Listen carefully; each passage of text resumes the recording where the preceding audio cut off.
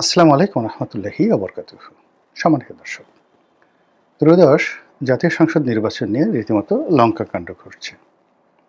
ভোটের জোয়ার একবার পশ্চিম দিকে যায়, তো একটু পরে আবার পূর্ব দিকে চলে যায়। ভোটের সম্ভাবনা হবে, এটা একেবারে পারদের সর্বোচ্চ স্তরে, অর্থাৎ 100%। এই ভোট না হওয়ার কোনো সম্ভাবনা নাই, এটা সকালে এক গ্রুপ মনে করছে, আবার বিকেলবেলা রাজ্যের সব হতাশে এসে বলছে, না রে ভাই, নির্বাচন হবে না। মানে পুরোটাই একটা জিগজাগ। এই জিগজাগের মধ্যে জরিপ প্রকাশিত হচ্ছে, যে যার মতো করে ন্যারেটিভ তৈরি করছে। এক গ্রুপ বলার চেষ্টা করছে, আমরা তো নির্বাচনে জয়লাভ করেই ফেলেছি, শুধু 12 থেকে একটা ঘোষণা, প্রধানমন্ত্রী তারেক রহমান সাহেব। আবার এই ঘটনায় কোনো প্রতিক্রিয়া না দেখিয়ে হঠাৎ করে একটা অডিও ক্লিপ মার্কিন দূতাবাসের কতিপয় কর্মকর্তা বাংলাদেশের কয়েকজন নারী সাংবাদিকের সঙ্গে কিছু কথাবার্তা বলেছেন জামাত নিয়ে। আর সেই কথার প্রেক্ষিতে চারিদিকে শুধু আওয়াজ, আমেরিকা চাচ্ছে জামাত ক্ষমতায় আসুক, আমেরিকা জামাতের সঙ্গে বন্ধুত্ব করাতে চাচ্ছে, আর আমেরিকা যদি চায় যে জামাত ক্ষমতায় আসুক, সঙ্গে সঙ্গে পাকিস্তান ঝাঁপিয়ে পড়বে, সঙ্গে সঙ্গে সৌদি আরব ঝাঁপিয়ে পড়বে, মিডল ইস্টের যত লোক আছে টাকার বস্তা নিয়ে বাংলাদেশে আসবে, তার সঙ্গে সঙ্গে মানে পুরো ইসলামের যে গ্রুপগুলো আছে, ভোটারগুলো আছে, তাদের উপর যে মধ্যপ্রাচ্যের তেল, তাদের যে বিনিয়োগ, সেই বিনিয়োগ যদি চলতে থাকে, জামাতের বিজয়কে ঠেকায়। এরপর তুরস্ক, তুরস্ক, এরদোয়ান, মালয়েশিয়া, মাহমুদুর রহমান মানে আমার দেশ সম্পাদক, মাহমুদুর রহমানের পত্রিকা আমার দেশ পত্রিকা, সব মিলিয়ে জামাতের যে একটা স্ট্রং বেজ আছে বা তৈরি হয়েছে, এই বেজটি যখন সামনের লাইমলাইটে চলে আসে, বিএনপির পিলে চমকে যায়। আর এই যে ভিডিওটা মানে আমাকে করতে হচ্ছে, এর কারণ হলো যে আমি কোনোদিন বিশ্বাস করিনি যে জামাত ক্ষমতায় আসতে পারে, এবং এখনো পর্যন্ত আমি মনে করি যে জামাত ক্ষমতায় আসবে না, এখন পর্যন্ত মনে করি। কিন্তু অবাক করে হলো, গতকাল মানে আমার এক বন্ধু, বয়স বড়, একটি সরকারি পদে আছে, আমি নাম বলবো না, মানে এই সময়টিতে মানে মেডিকেল সেক্টরে সবচেয়ে লুক্রেটিভ যে 2-3টে পদ রয়েছে, এরকম একটি পদে তিনি আছেন, বিএনপি করেন, বিএনপির কারণেই তিনি এখানে এসেছেন। তো তিনি কথা প্রসঙ্গে বলছিলেন যে, রনি ভাই, জামাত বোধহয় ক্ষমতা এসে যাচ্ছে। আমি বললাম, তাই নাকি? মানে ওনার মুখে কথা শোনার পরে আমার রীতিমতো ভয় লেগে গেল। এরপরে উনি মুখ কালো করে বললেন যে, সত্যি কথা বলি, আমি তো গত সেই 15 বছর আওয়ামী লীগের অধীনে চাকরি করেছি, আমার তো জানটা ছিল, নির্যাতিত হয়েছি, কষ্ট পেয়েছি, এটা ঠিক আছে, কিন্তু আমার জানটা ছিল। কিন্তু জামাত যদি ক্ষমতায় আসে, তাহলে তো আমার জান থাকবে না, আমি শেষ হয়ে যাব, একদম ফিনিশড বলে ভদ্রলোক একেবারে মুখটা কালো করে ফেলল। এবং এরপরে আমার কাছে মনে হলো যে আসলে এই ভিডিওটাই করা উচিত। করা উচিত এই কারণে যে, জামাত ধরেন ক্ষমতায় এলো না, ভালো কথা, কিন্তু যদি আসে, যদি আসে, যদি আনা হয়, কিভাবে আনা হবে এগুলো আমি ইন ডিটেলস এগুলো বলবো না, কিন্তু যদি আনা হয় তাহলে কী কী প্রতিক্রিয়া হতে পারে, কী কী ঘটনা ঘটতে পারে, সেই জিনিসগুলো যদি আপনি আগে থাকতে বুঝতে পারেন, তাহলে নির্বাচনের বাকি যে সময়গুলো আছে আপনি নিজে প্রস্তুতি নিতে পারেন।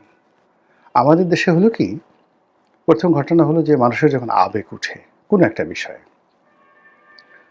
তখন আর মানুষ পিছনে ফিরে তাকায় না।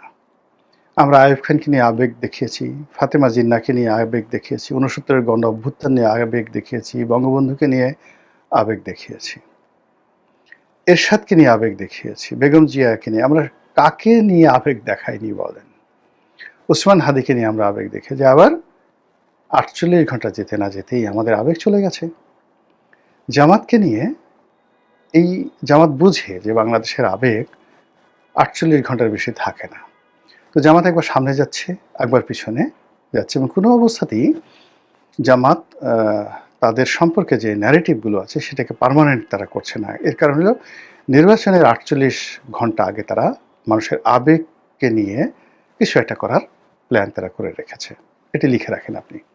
যদি নির্বাচন হয় তাহলে নির্বাচনের ৪৮ ঘন্টা আগে জামাত এমন কিছু একটা করবে যাতে সকল আবেগ জামাতের দিকে চলে যাবে। নাম্বার 1। নাম্বার 2 হলো জামাতের যে ফরেন রিলেশনস, বিদেশিদের সাথে তাদের যে সম্পর্ক, এই ক্ষেত্রে আমি মনে করি আওয়ামী লীগ, বিএনপি, জাতীয় পার্টি যে কোনো দলের চাইতে জামাত অতিরিক্ত পারঙ্গমতা দেখাচ্ছেন। আমি একদিন বিএনপি এক নেতার, বড় নেতা যার সঙ্গে জামাতের আমির সাহেবের ভালো বন্ধুত্ব, তো তিনি তাচ্ছিল্য করে বলছিলেন যে জামাতের আমির তো ইংরেজি বলতে পারেন না, ও বিদেশিদের সাথে কি বৈঠক করে, ও তো ইংরেজি বলতে পারে না।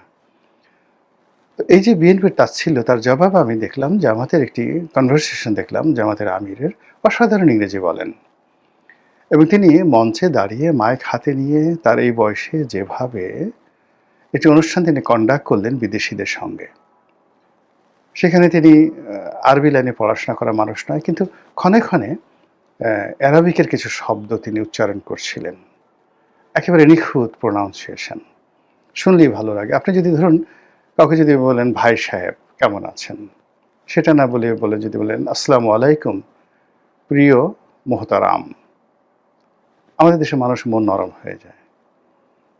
তারপরে আপনি যদি বলেন আল্লাহ আপনাকে উত্তম যাজা দান করুন, প্রতিদান দান করুন, যাজা দান করুন, জাজাকাল্লাহু খায়রান, আমাদের দেশে এই শব্দগুলো সঠিকভাবে উচ্চারণ করতে পারাটাও একটা বিরাট ব্যাপার। তো শফিক সাহেব তো সেই কাজগুলো করছেন। তারপর একই সঙ্গে তিনি ইংরেজি বলছেন, বাংলা বলছেন, তিনি দাড়ি টুপি পাঞ্জাবি নিয়েই তিনি বিদেশিদের সঙ্গে বৈঠক করছেন। বিদেশি মহিলা, বাংলাদেশি মহিলা, আধুনিক মহিলা, তরুণ মহিলা, সবাইকে নিয়ে তিনি যে একটা আধুনিক জামাতের যে রূপরেখা এই নির্বাচনের ময়দানে তুলে ধরছেন, সেটাকে সামাল দেওয়ার জন্য বিএনপিকে রীতিমতো হিমশিম খেতে হচ্ছে। আর দ্বিতীয়ত হলো যে তারেক রহমান সাহেবের সম্পর্কে, বিএনপি সম্পর্কে গত ১৭ মাসের যে দুর্নাম বদনাম, চাঁদাবাজি, প্লাস ২০০১ থেকে ২০০৬ সন পর্যন্ত হাওয়া ভবন কেন্দ্রিক তাদের যে দুর্নাম এবং বদনাম, এই জিনিসগুলো তো জামাত দশমুখে প্রচার করে যাচ্ছে। কিন্তু জামাতকে আপনি গালাগালি করছেন মুনাফেক, ৭১-এর রাজাকার, ধর্ষক, কিন্তু আপনি তো বলতে পারছেন না যে এই লোকটা নামাজ পড়ে না, আপনি তো বলতে পারছেন না এই লোকটা টাকা চুরি করেছে ব্যাংক থেকে, এই লোকটা চাঁদা নিয়েছে। এই জিনিসগুলো করা যাচ্ছে না এবং ওগুলোকে জামাত ক্রমশ এনক্যাশ করছে, প্রবলভাবে এনক্যাশ করছে। তো এরই ধারাবাহিকতা যেটা হচ্ছে, তারা দেশে এবং দেশের বাইরে যে কাজগুলো করছে, প্রকাশ্য করছে 20%, আর 90% তারা গোপনে করছে এবং সেই গোপনীয়তার একটা অডিও ফুটেজ ভাইরাল হয়ে গেছে যে আমেরিকার সঙ্গে তাদের যে বন্ধুত্ব, এবং এই বন্ধুত্বটা রীতিমতো চাপ তৈরি করেছে বিএনপির উপর। আর আমাদের দেশের মানুষই যে বললাম হুজুকে, সবাই যদি মনে করে যে আমেরিকা চাচ্ছে, বা যদি আমরা বিএনপিকে ভোট দেই, শেষ মুহূর্তে যদি নির্বাচন ক্যান্সেল হয়ে যায়, ডক্টর ইউনূস, জামাত, এনসিপি তারা যদি আরও 5 বছর থাকে, তাহলে যে ডলাটা খাবো রে বাবা গো, তার চেয়ে বরং দাঁড়িপাল্লায় ভোটটা দিয়ে দিই। এরকম সহজ সরল চিন্তা করার মানুষ আমাদের দেশে অসংখ্য আছে। তো যেটা বলছিলাম যে জামাত এখানে বিনিয়োগ করেছে অর্থ, বিনিয়োগ করেছে তাদের শ্রম, মেহনত। তারা মানে সবাই যে এমপি হবে তা নয়। তাদের দলের যদি ১ কোটি লোক থাকে, যদি ২ লাখ এখানে রেজিমেন্টেড রোকন থাকে, তো এই ১ কোটি লোক কেউ নিজের পকেটের টাকার বাইরে কারোর কাছ থেকে টাকা পয়সা নিচ্ছে না। ১ কোটি লোক যদি দৈনিক ১০ টাকা করে খরচ করে, ১০ কোটি টাকা তার খরচ হয়। যদি ১০০ টাকা খরচ করে, ১০০ কোটি টাকা খরচ হয়। তো ১ কোটি লোক জামাতের সারা বাংলাদেশে, আমি কেবল সর্বনিম্ন ধরলাম, ১ কোটি লোক, তারা সবাই যদি দৈনিক বলে যে আমি ১০০ টাকা করে খরচ করব, তাহলে জামাত নির্বাচনের ময়দানে 100 crore টাকা প্রতিদিন খরচ করতে পারছে। আর বিএনপির যারা প্রার্থী তাদেরকে যদি এই ৩০০ জন বিএনপির প্রার্থী নয়, এরা কত এখন কত ধরেন 300 ধরেন বিএনপির প্রার্থী, তো 300 বিএনপির প্রার্থীকে যদি ১০০ কোটি টাকা খরচ করতে হয় প্রতিদিন জামাতের মতন করে, তাহলে এই ৩০০ প্রার্থীকে কত টাকা খরচ করতে হবে? এর কারণে বিএনপির কর্মীরা তো জামাতের কর্মীর মতো ১০০ টাকা দিচ্ছে না, তারা বরং প্রার্থীর কাছ থেকে টাকা নিচ্ছে। স্লোগান দিতে টাকা লাগবে, হুন্ডাতে টাকা লাগবে, মঞ্চ করতে টাকা লাগবে, ইত্যাদি ইত্যাদি ঘটনা।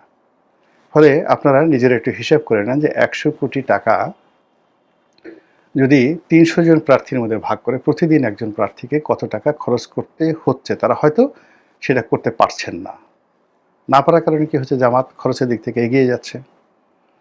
জামাত ঢাকা শহরের রিকশাওয়ালাদেরকে আমরা বদনাম শুনতে পাচ্ছি যে ১,০০০ টাকা করে প্রতিদিন রিকশাওয়ালাদেরকে দিচ্ছে, এবং এই ১,০০০ টাকা দেওয়ার জন্য ঢাকা শহরে তাদের যে কজন রোকন আছে, রোকনরা পকেটে হাত দিয়ে টাকা দিয়ে দিচ্ছে।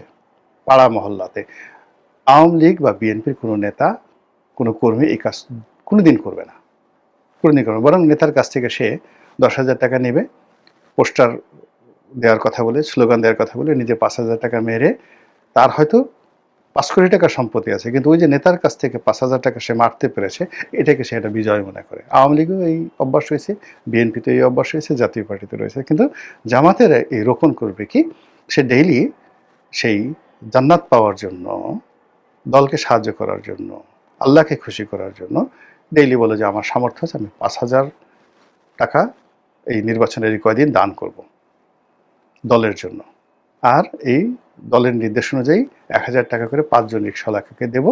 আমার এই এক মাসে কত খরচ যাবে? ডেইলি ৫,০০০ গেলে এক মাসে ১.৫ লাখ টাকা যাবে। এটা কোনো টাকা নাকি? জামাত ক্ষমতা আসলে এটা কোনো ব্যাপারই না। তারা এই কাজগুলো করছে। ফলে বিনিয়োগে আপনি যদি জামাতের সাথে পারছেন না। এখন রেজিমেন্টেড ফোর্স, এই যে বললাম যে ২ লাখ রোকন থাকে, ১ কোটি মানুষ থাকে, এই ১ কোটি মানুষের ৫০ লাখ বউ আছে। এই ৫০ লাখ বউয়ের বিশ্বাস করেন একটাও ঘরে নেই। বিএনপির ৫০ লাখ বউ রাস্তায় নেমেছে, আপনি দেখান তো কয়েকজন পরিচিত মুখ, কয়েকজন তরুণ লোক টাকা পয়সা নিয়ে কাজকর্ম করতেছে, কিন্তু জামাতের ৫০ লাখ বউ, মানে ১ কোটি জামাতির ৫০ লাখ বউ। আর যদি ১ কোটি জামাতের মধ্যে যারা বিয়ে করছে ধরেন ৫০ লাখ, তাহলে ধরেন ২৫ লাখ বউ, ২৫ লাখ বউ রাস্তায় নেমে গেছে বোরকা একটা পরে, দলে দলে সারা বাংলাদেশে। কিভাবে সামাল দেবেন? ফলে আবেগ, বাংলাদেশের মানুষের যে আবেগ, এটাকে বললাম না যে এটাকে টান দিয়ে নিয়ে গিয়ে ৪৮ ঘন্টার সময় একটা মেলা করে ফেলতে পারে। তো সেক্ষেত্রে কি হবে? এবং এটা আমরা মানে বিএনপির যারা লোকজন রয়েছেন তারা বুঝতেছি না, আমরা যারা আওয়ামী লীগের লোকজন আছি কল্পনাই করতে পারছি না, ভারত কল্পনাই করতে পারছে না, কিন্তু আমেরিকা এ তো মানে সাহেবের জাত, তারা ঠিকই ক্যালকুলেশন করে ফেলেছে। চীন ক্যালকুলেশন করে ফেলেছে, ইউরোপীয় ইউনিয়ন ক্যালকুলেশন করে ফেলেছে। ফলে দলে দলে গিয়ে দেখেন তারা জামাতের আমিরের সঙ্গে গিয়ে মগবাজারে দেখা করে আসছে। এর ফলে এই যে যেই লোকেরটির কথা বললাম আমার বন্ধু, সে তো বিএনপির সাধারণ লোক নয়। মানে এই সময়টিতে যদি একদম এক্সট্রিম পর্যায়ে বিএনপির ৫০ জন লোক রাষ্ট্রীয় পদ পদবিতে লাভবান হয়ে থাকে, তার মধ্যে তিনি একজন। আর তিনি যে সেক্টরে আছেন সেই সেক্টর ২-৩ জনের মধ্যে তিনি একজন। তার মধ্যে জামাতের বয় ঢুকে গেছে। এটা স্বাভাবিক বিষয় নয়, অস্বাভাবিক একটি বিষয়। এবং এটা লিখে রাখেন, যদি জামাত জয়লাভ করে, জামাত সাস্টেন করবে। জামাত জয়লাভ করলে, বিএনপি যদি জয়লাভ করে, সেখানে তার সরকার টিকিয়ে রাখতে হলে তার সমস্যা হবে। কিন্তু জামাত যদি ক্ষমতায় আসে, ১ মিনিটের মধ্যে সে ভারতের সঙ্গে এবং ১ মিনিটের মধ্যে সে আওয়ামী লীগের সঙ্গে সাস্টেন করে ফেলবে, সম্পর্ক করে ফেলবে। এবং এই যে তাদের যে একটা উত্থান, এটাকে আপনি ধরে নিতে পারেন মিনিমাম ২০ বছর, 20 ইয়ার্স। এই ২০ বছর আওয়ামী লীগকে আঙ্গুল চুষে খেতে হবে এবং ২০ বছর বিএনপিকে নিজের চুল ছেড়ে কুচি কুচি করে ফেলতে হবে। এর বাইরে কিচ্ছু করার থাকবে না।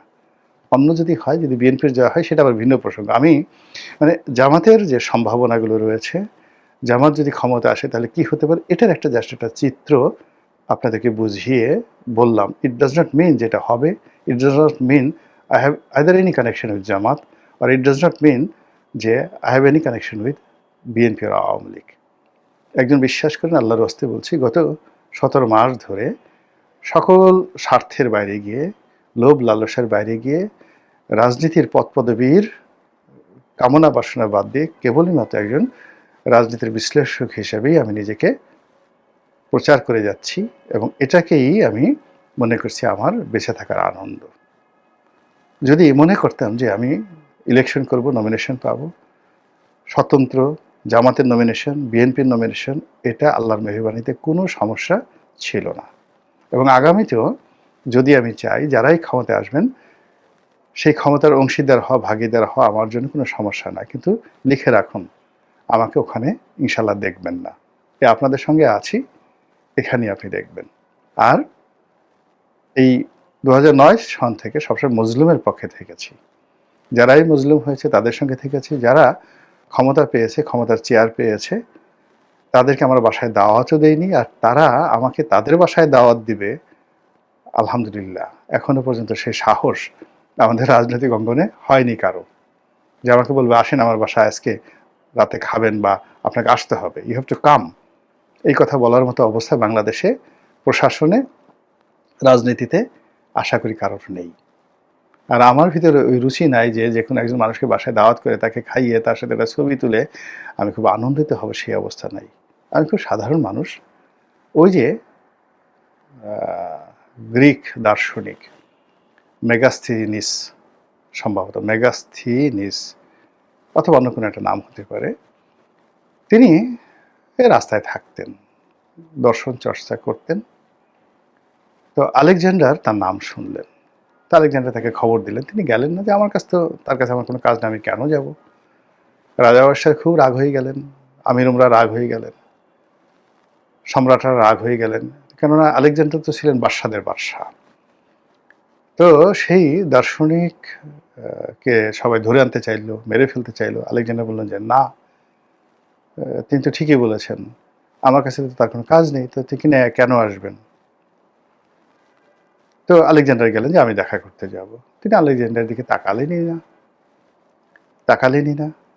আলেকজান্ডার খুব জিজ্ঞাসা করলেন যে জনাব, আমি অমুক অমুক, আপনার জন্য আমি কি করতে পারি।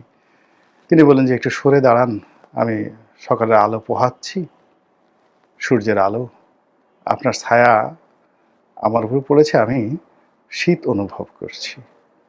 আপনি সরে দাঁড়ালে আমি একটু সূর্যের আলোটা পাই, এটা থেকে আপনি আমাকে বঞ্চিত করবেন না। এর কারণ হলো সূর্যের আলো দেওয়ার মতো ক্ষমতা আপনার নেই। এই এতটুকুই আপনার প্রতি নিবেদন, বিনয়ের সঙ্গে। আপনি বুঝতে পারেন, আজ থেকে 2500 বছর আগে একজন জ্ঞানী, পৃথিবীর সবচেয়ে বড় সম্রাট, তার সাথে এই আচরণ করেছেন। আমার সবসময় মনে হয়েছে যে আমি ওইরকম হব, নির্লোভ একজন মানুষ হব, ক্ষমতার কাছাকাছি যাব না। আমার সঙ্গে বিশ্বাস করেন তারেক রহমান সাহেবের, বেগম জিয়ার, এরশাদ সাহেবের, তারপরে শেখ হাসিনা থেকে শুরু করে, মানে আমি তো 86 সন থেকে এই পর্যন্ত সকল রাজা বাদশার সঙ্গে এক টেবিলে বসার সুযোগ হয়েছে, ঘনিষ্ঠ হওয়ার সুযোগ হয়েছে। কারোর সঙ্গে আমার একটা ছবি নেই, তুলিনি, কোনোদিন কোনো ছবি তুলিনি, আছে কিনা জানিও না।